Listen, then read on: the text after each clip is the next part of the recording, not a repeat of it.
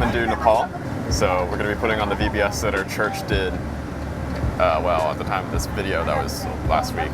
We got games, we got crafts, I hope we got snacks because they're going to be hungry.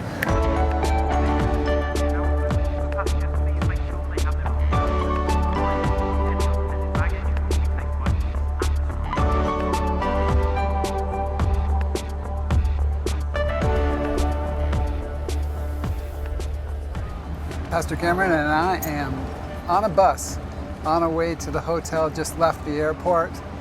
The last 7-hour leg to Nepal, smooth sailing, and here we are ready to begin.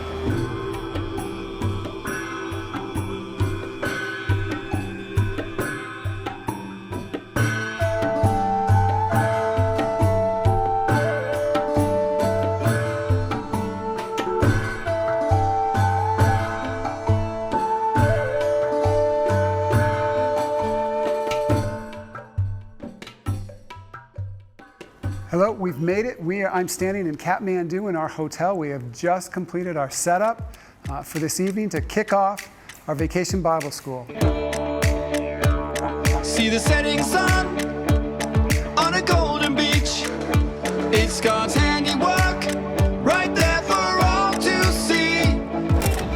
Hey, so what's going on around me right now is some construction. We're in Nepal, but we are transporting ourselves into Australia. As you look around, we've got pictures of Sydney and the Cooper Petty. I don't know what that is, but it might be an Australian thing. And then the koala bears, who are adorable. And the platypus. I mean, I've never seen a platypus, but Phil has. And some canoeing. So, yeah. We are transforming this place into the Australia of Nepal, and it's awesome. I think everything, decorations, is going pretty well. We had Ryan in charge of this wall over here, and his expertise was definitely very helpful. Got decorations going up all around. Everybody's doing something. It's going well. Our focus this evening is really just to gain and establish trust with the children before we kick off our official 5 days, first day of the 5 days, tomorrow morning. So with a lot of prayer, with God's help, and a whole lot of excitement, we're ready to begin and have a wonderful time.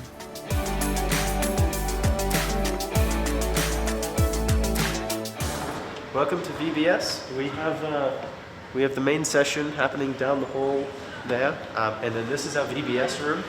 As you can see, we have the Zoomerang graphic, and if you want to step inside, I can show you the place.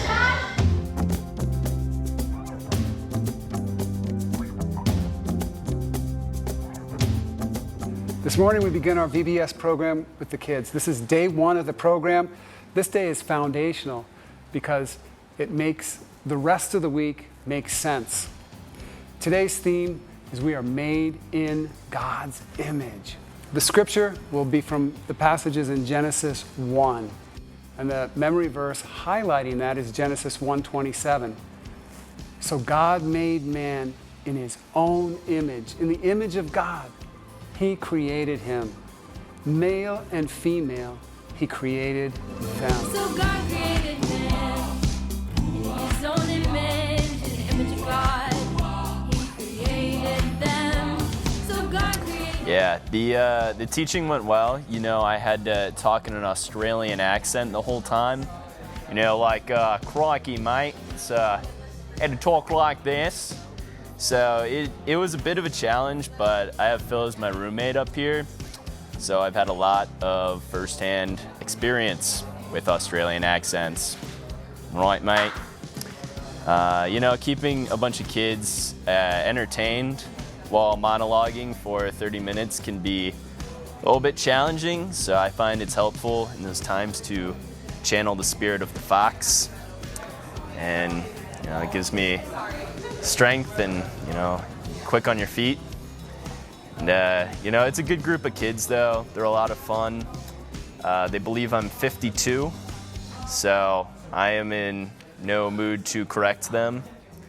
But Yeah, it went well, you know, taught them about Genesis and creation, or created in the image of God, and all that stuff. So it was a good time, went well, a lot to look forward to. A couple awkward lulls. I was also told I had monkey hair. Is that a compliment or not? I don't know. We'll see, but yeah, I had a great time, so.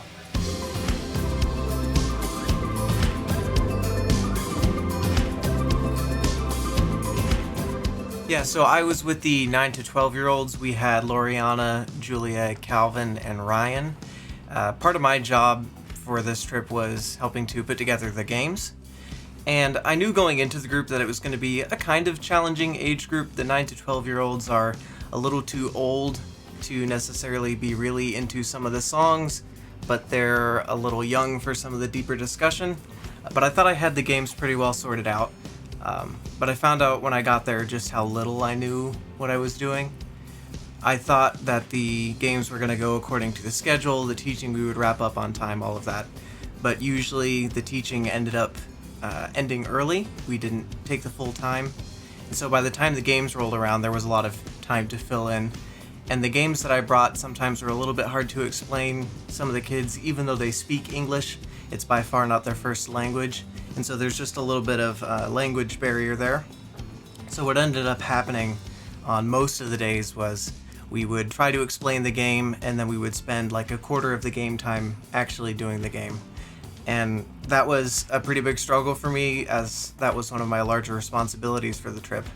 But I found that even when the games didn't go according to plan, the kids still had a really great time just talking, playing Ninja, games that we didn't really plan at all. But I could tell that they were enjoying the time that they had there, and that they were enjoying spending time with each other and with us. That was a really powerful moment for me, because it kind of showed me that even though what I had planned didn't work out, God was still working through us, and they could feel the love that we had for them, that Jesus had for them. And I think that was something that I still think about quite often now, is my inadequacies don't prevent God from working.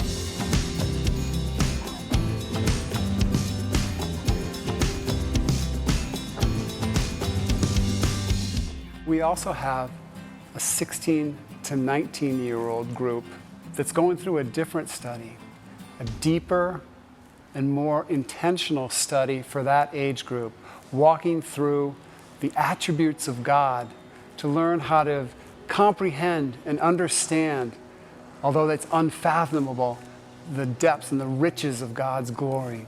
So we have the 16 to 18-year-olds group, and we decided to bring a study on the attributes of God to do with them, kind of aligning with the program that the younger kids are doing, but also that will prompt some discussion. And it's been really, really neat to see already how the Lord has used that just even in our own preparation on the first day.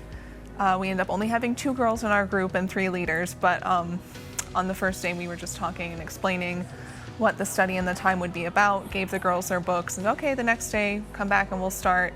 And one of our girls told me, she's like, this is really a sign from God, something I've been asking him to teach me more about, and I feel like God has brought you here and God has brought me to this study. This is something that I've been praying for, and that just, I'm gonna cry again, but honestly just was really encouraging how even without knowing who was going to be here or kind of where they would be at, are they going to be into the discussion or is it going to be kind of dragging, how the Lord knew exactly what these girls needed and exactly how to give them the opportunity to share and to talk about the real things that they're struggling with and how to grow in their relationship with him. We just are so glad that God brought them, because we're having such a good time. They are really open, and we have had a lot of discussions, and they have a lot of questions about life and God, and it's just been an amazing thing, and just very thankful to God. The girls are just amazing. We really are having a good time together. They are 18 and 16, just like my 2 grandchildren. And this afternoon I'll be giving my testimony and hope to share from the view of an older woman looking back on her life and seeing how God has been faithful while they are at the beginning of their life, that they can trust God with whatever they go through.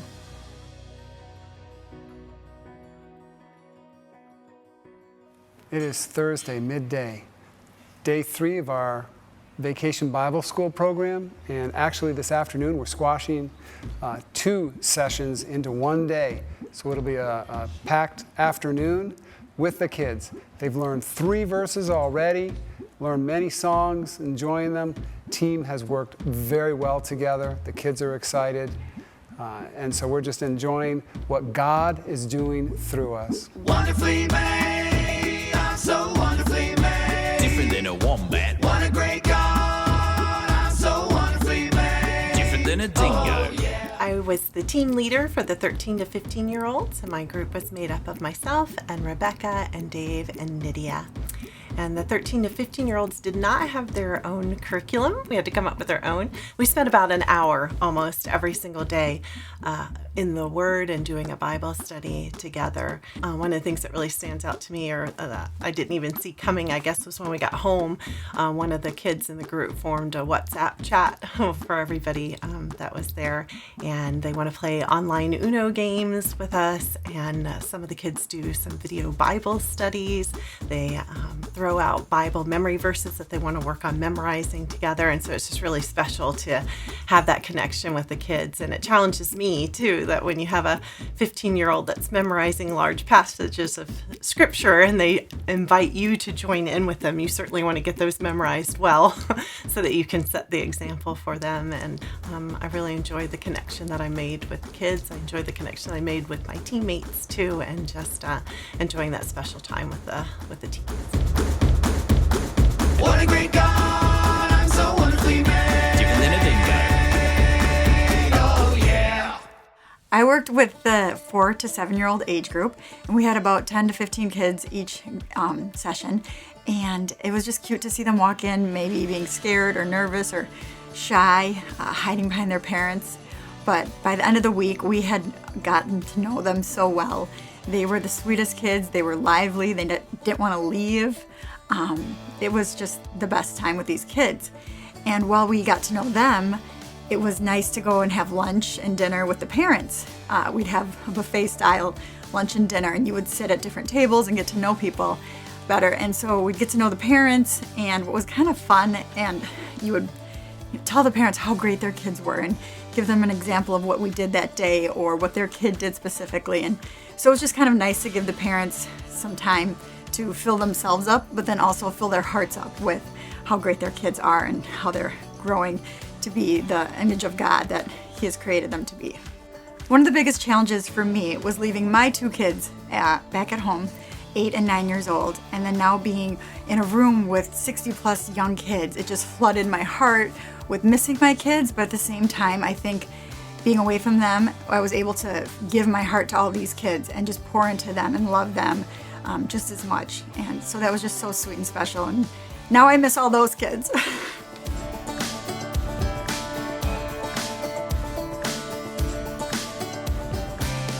A special moment was when one of the children was coming in, his father was walking him in, and this little boy, I can still remember his eyes, they were filled with tears. He was really anxious. He was hiding behind his dad. He didn't really want to go in with this group of strangers, but Dad came in with him and met some of the staff, and the little boy, followed along with Dad, and he was very obedient. He stayed when Dad said he needed to stay, and Dad left. And he was very quiet and he was obedient. He followed along with all the activities we had, but you could tell he was really still feeling very nervous. Up until the very last day or so, we brought out some of the toys we brought, and it was really a blessing to see him smile and interact. And I thought that kind of encapsulated the reason we go there, is that these children can be kids and their parents can be fed and go to the teachings that they're intended to go to. So to me, that was a picture of the whole mission trip and what we went there for. One way to life everlasting. One way, 'cause this world is passing. One way through Jesus and then one way your new life begins. We are back from Nepal. 22 people left, 22 people came back, which is awesome. But 22 people had their lives impacted. 22 people signed up from this church, where the vision is to love God, to grow disciples, and to share Christ. 22 people went halfway around the world to impact those that are impacting others in places where Christ is not known. And so the impact of your prayers, of your financial support, and all that you did has made an impact that will continue from here forward. Thank you for partnering with your Nepal team, and we're glad to be home.